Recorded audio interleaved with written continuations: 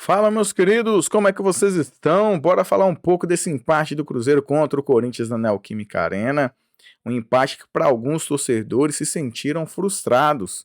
E eu quero trazer aqui a minha opinião, a minha análise diante daquilo que eu tenho falado bastante aqui no canal Cruzeiro Querido, que é uma projeção realista, sem criar tantas expectativas para nós mesmos não sermos frustrados diante de expectativas que o Cruzeiro não definiu para essa temporada e muitas vezes estamos criando, sem descartar, logicamente, uma possibilidade de título, mas eu acho que nesse cenário de uma expectativa dentro de uma realidade é o melhor cenário para nós torcedores. Se você não é inscrito, se inscreva aqui no canal Cruzeiro Querido, deixe o seu like e compartilhe o nosso conteúdo também, para que a gente possa continuar crescendo aqui na plataforma.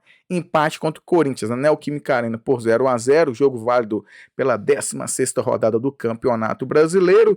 Alguns torcedores se sentiram frustrados, muito por causa do momento do Cruzeiro, que é melhor do que o do Corinthians. Porém, uma coisa que eu tenho batido na tecla é que, projetando esse Cruzeiro para esse primeiro turno, diante da sequência boa que temos e o número de pontos que já alcançamos, a gente tem que valorizar demais. Eu lembro que, antes da volta do Mundial de Clubes, faltando 7 jogos para o fim do primeiro turno, eu, Patrick, no canal Cruzeiro Querido, juntamente com os inscritos, fiz uma projeção realista de 15 pontos conquistados nos últimos 21. Ou seja, pegaríamos o Grêmio, depois o Fluminense, o Juventude, o Corinthians, o Ceará, no Mineirão, inclusive é o próximo adversário do Cruzeiro, domingo, 4 horas da tarde.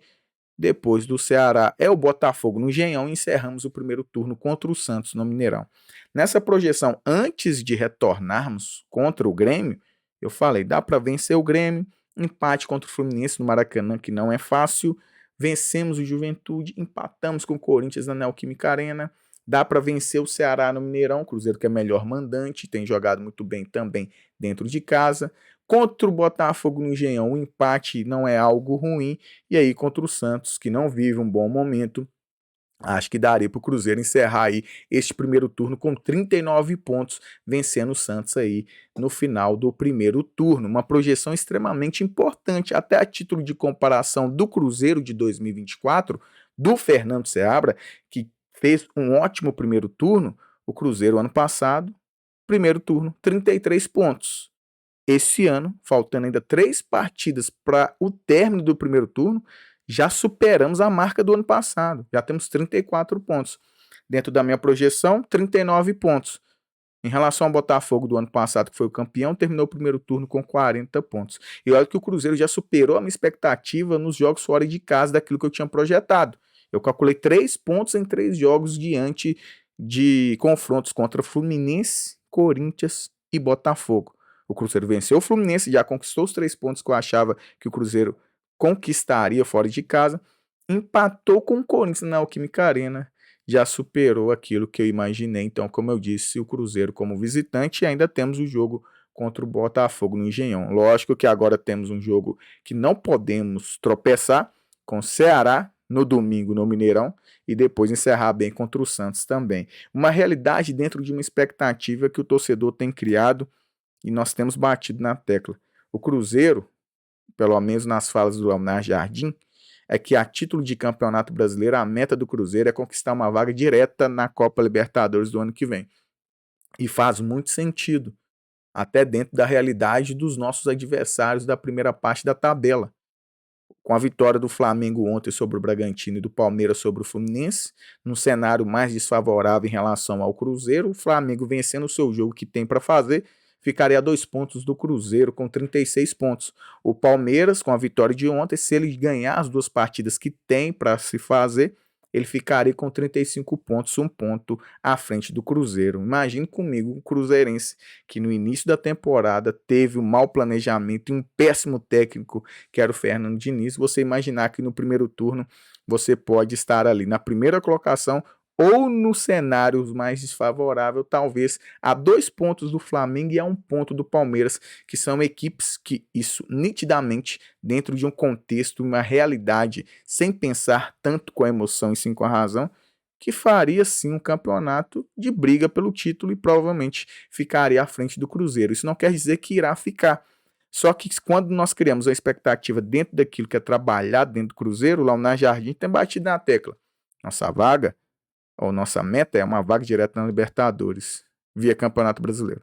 Por que que nós vamos criar tanta expectativa sobre título que pode acontecer? Até porque se você ficar entre os 4, que hoje são essas vagas diretas para Libertadores, você está próximo do título.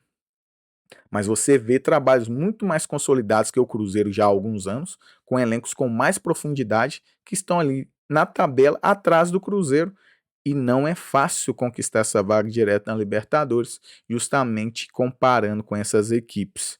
E o Cruzeiro tem feito um ótimo campeonato. Então, o empate contra o Corinthians na Neoquímica Arena não pode ser tratado como algo frustrante, pelo menos dentro daquilo que eu creio, imagino e vejo o futebol.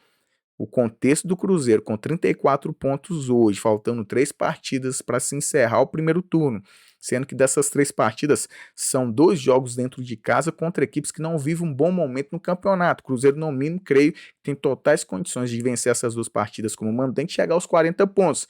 Além disso, temos um jogo fora de casa contra o Botafogo no Engenhão, que é difícil, porém, já é muito mais daquilo que já estávamos comemorando ano passado.